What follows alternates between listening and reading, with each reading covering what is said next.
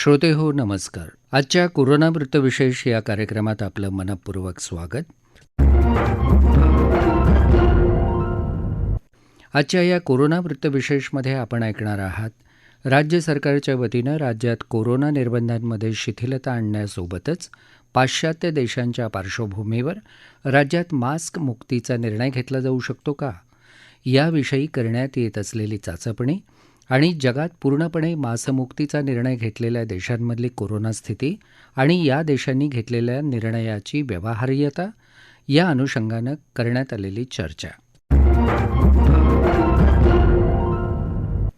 श्रोते हो, मार्च 2020 पासूनची देशातली कोरोना स्थिती, त्या पार्श्वभूमीवर लावण्यात आलेली टाळेबंदी आणि या काळात आलेले विविधांगी अनुभव मनुष्याला बरंच काही शिकवून गेले.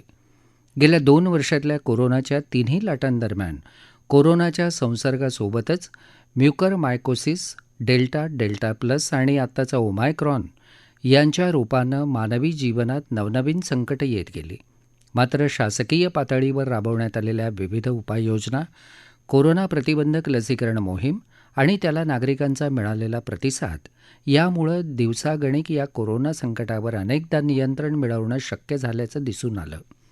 श्रोते हो, देशात सुरू असलेल्या कोरोनाच्या तिसऱ्या लाटेचा प्रादुर्भाव आता ओसरल्याचं दिसतंय. महाराष्ट्रातही गेल्या काही दिवसांपूर्वी मोठ्या प्रमाणावर होणाऱ्या कोरोनाबाधितांच्या दैनंदिन नोंदीमध्ये घट झाल्याचं शासकीय आकडेवारीवरून स्पष्ट होतंय. त्यामुळं महाराष्ट्र सरकारच्या वतीनं राज्यातल्या बहुतांश जिल्ह्यांमध्ये लावण्यात आलेले कोरोना प्रतिबंधक निर्बंध शिथिल करण्याबाबत विचारविनिमय सुरू आहे. याबाबत नुकत्याच झालेल्या कॅबिनेट बैठकीत चर्चा झाल्याची माहिती आरोग्यमंत्री राजेश टोपे यांनी नुकतीच दिली. निर्बंध शिथिल करण्यासोबतच इंग्लंड, जर्मनी आणि फ्रान्स अशा अनेक पाश्चिमात्य देशांमध्ये मास्क फ्री अर्थात मुखपट्टीचा वापर बंद करण्यात आला आहे. या देशांमध्ये मास्कमुक्ती नेमकी कशाच्या आधारे करण्यात आली आहे याचा अभ्यास सुरू करण्यात आलेला आहे, असंही आरोग्यमंत्री टोपे यांनी स्पष्ट केलं आहे. मात्र राज्यात किंवा देशात तुर्तास मास्क मुक्ती करणं शक्य नाही आहे.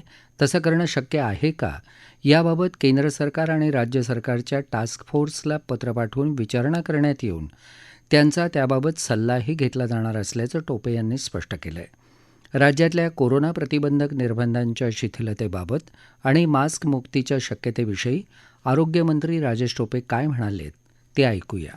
निर्बंधांच्या बाबतीत मी एवढंच सांगेल की कॅबिनेटमध्ये जी चर्चा झाली त्यामध्ये म्हणजे मी स्वतःसुद्धा या सगळ्या विषयाला छेडलं की आता जर पाश्चिमात्य देश, मग त्याच्यात UK असेल, जर्मनी असेल, फ्रान्स असेल, अनेक देशांमध्ये त्यांनी तर त्यांच्या देशामध्ये मास्क फ्री केलेलं आहे. तर त्या ठिकाणी हे का आहे आणि आपण त्याचं काय शिक्षण त्यांच्यापासून घेतलं पाहिजे, ह्या मी गोष्टी लक्ष घालून केल्या.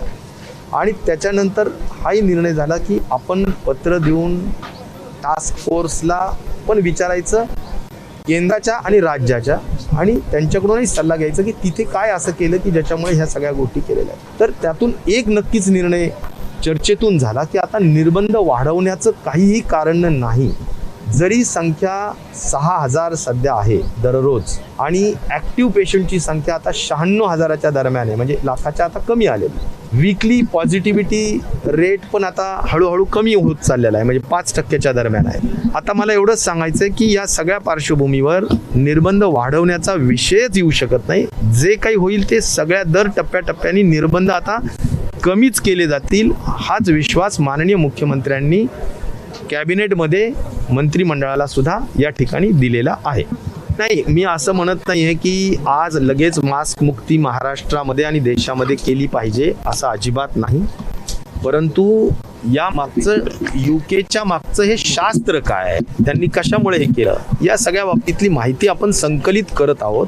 परंतु आज तूर्त महाराष्ट्रासारखा एवढा मोठा बलाढ्य डेमोग्राफी असलेला, म्हणजे लोकसंख्या असलेल्या देशामध्ये आपल्याला मास्क मुक्ती करून मोठ्या पद्धतीनं कुठलं संकट ओढावून घेणं हे शक्य नाही. त्यामुळे तूर्त मास्क मुक्तीचा विषय नाही, परंतु निर्बंध मात्र शिथिल केले जातील. जे काही आता पुढच्या काळात सिनेमागृह असतील, रेस्टॉरंट्स असतील, त्याच्यामध्ये जे सध्या 50% वगैरे वगैरे जे निर्बंध आहेत ते कमी करण्याच्या संदर्भाने निश्चित प्रकारे कार्यवाही लवकरात लवकर केली जाईल.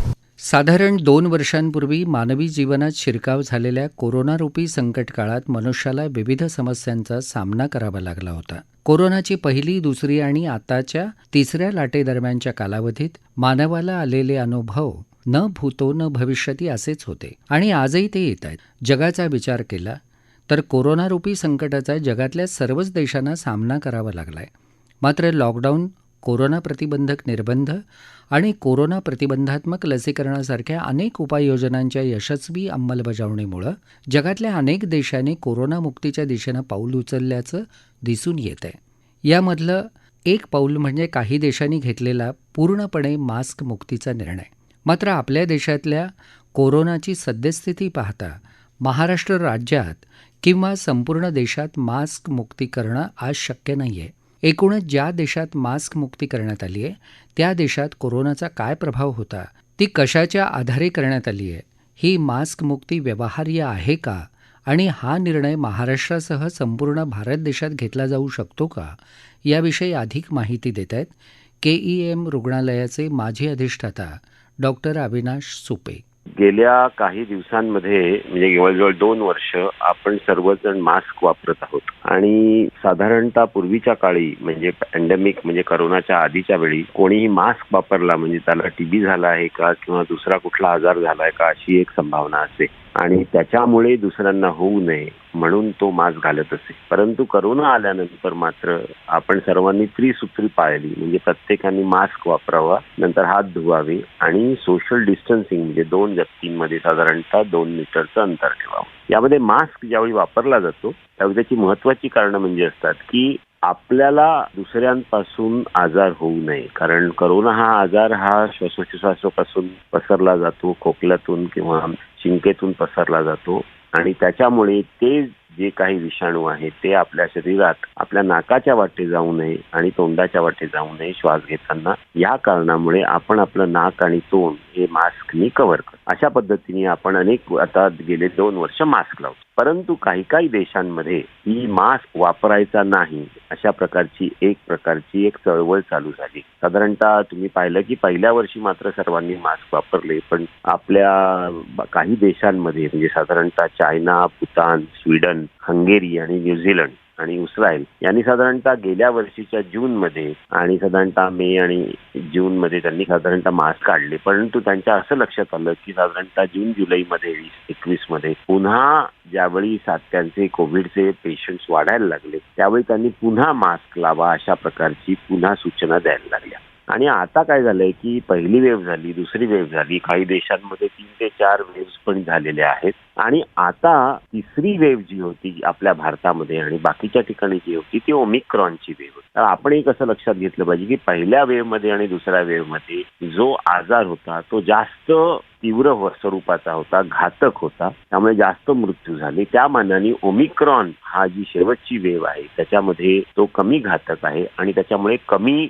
मृत्यू झालेले आहेत, पण तो वेगाने पसरतो म्हणजे 500% वेगाने पसरतो. त्यामुळे तो जवळजवळ जनमानसामध्ये सगळ्या ठिकाणी झाला. आता ह्याच्यावर काही शास्त्रज्ञांनी असं म्हणलंय की बाबा आता हा आजार एवढ्या वेगाने पसरतो आहे तो सगळ्यांनाच होणार आहे, हा समाजाला फारसा घातक नाही, यांनी काही मृत्यू होत नाहीयेत आणि ही सगळी संकल्पना घेऊन गेल्या या 15 दिवसांमध्ये म्हणजे फेब्रुवारी किंवा जानेवारीच्या एंडमध्ये युरोपमधले काही देश म्हणजे त्याच्यामध्ये स्वीडन आहे, डेन्मार्क आहे किंवा नॉर्वे आहे या देशांनी मास्क नाही लावायचा अशा प्रकारच्या सूचना दिल्या. त्याच्यामध्ये त्यांनी काय कारण सांगितलंय की एक तर डेन्मार्क मधल्या लोकांनी सांगितलं की हा डिसीज जो आहे तो आता समाजाला काही फार घातक नाही, कारण आता त्यांचं असं म्हणणं आहे की हा जो आजार आहे हा इतका तीव्र स्वरूपाचा नाही, हा माइल्ड आहे, हा सर्दीसारखा आजार आहे. त्याच्यामुळे आपण सर्वांनी नेहमी आपण जशी काळजी घेतो तशी आपण काळजी घेता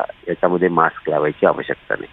स्वीडन किंवा नॉर्वे यांनी पण ह्याच पद्धतीचा विचार घेऊन त्यांनी मास्क लावू नये अशा प्रकारच्या सूचना दिल्या आहेत आणि ह्याच्यावर आता जगभर वाद सुरू झालाय. आपल्या देशातही ह्याच्यावर चर्चा सुरू झाली होती. परंतु तुम्ही WHO जर बघितलं तर WHOनी स्पष्टपणे सांगितलंय की आजार अजूनही गेलेला नाही, कोविड अजूनही आहे आणि त्याच्यामुळे आपण आपल्या विविध देशांमध्ये विचार करून हा मास्क अजूनही ठेवावा आणि काही दिवस तरी अजून ठेवावा अशी त्यांनी संकल्पना दिली आहे. साधारणतः नॉर्वे सारख्या देशाने पण सांगितलंय की मास्क जरी तुम्ही काढलात तरी तुम्ही 1 मीटर अंतर करून तिथे राहावं. आता ह्या सगळ्याचा तुम्ही जर विचार केला तर 2 गोष्टी आहेत त्याच्यामध्ये. ज्या ज्या देशांनी जूनमध्ये किंवा मार्चमध्ये 21 मध्ये हे मास्क काढले होते त्यांना पुन्हा लावायला लागले होते ज्यावेळी कोविडची संख्या वाढली होती.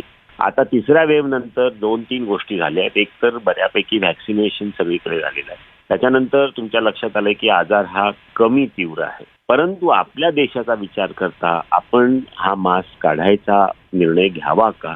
यामध्ये अगदी काही शास्त्रज्ञ आपल्या आहेत ते म्हणतात की मास्कचा आता उपयोग नाही, पण बहुतांशी जे शास्त्रज्ञ आहेत किंवा शास्त्रीय याचा दृष्टिकोन आहे त्यामध्ये मास्क हा आपण ठेवावा, निदान काही दिवस तरी ठेवावा अशी सूचना आहे. आणि याची मागची कारणं म्हणजे आपल्या देशामध्ये अजूनही 1 मीटर किंवा 2 मीटर अंतर ठेवून कुठल्याही ठिकाणी चालता येत नाही.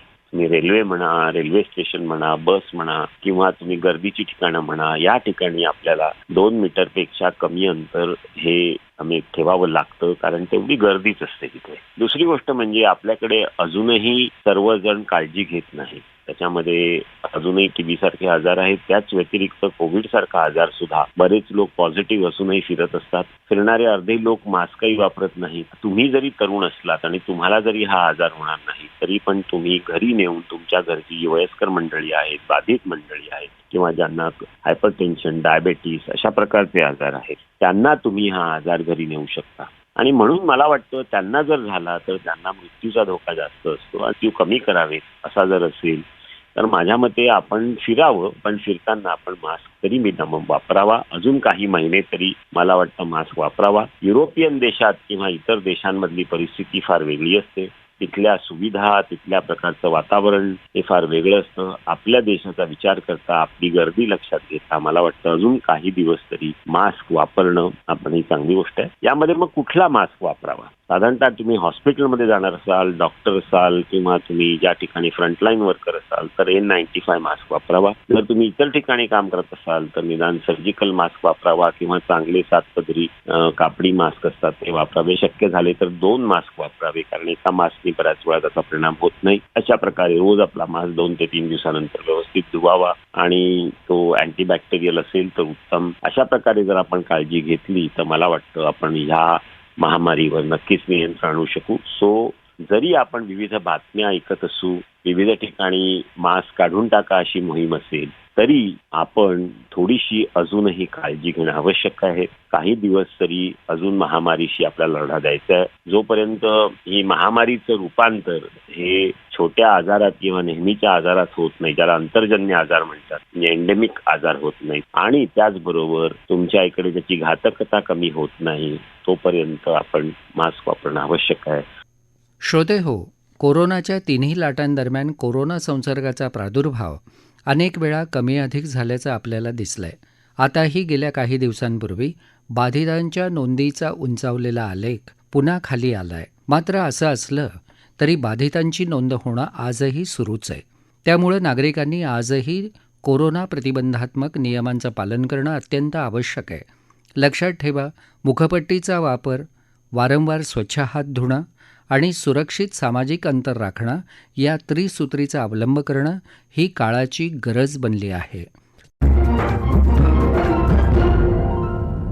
याबरोबरच आजचा कोरोना वृत्तविशेष हा कार्यक्रम संपला. हा कार्यक्रम आकाशवाणी मुंबईच्या प्रादेशिक वृत्त विभागानं सादर केला.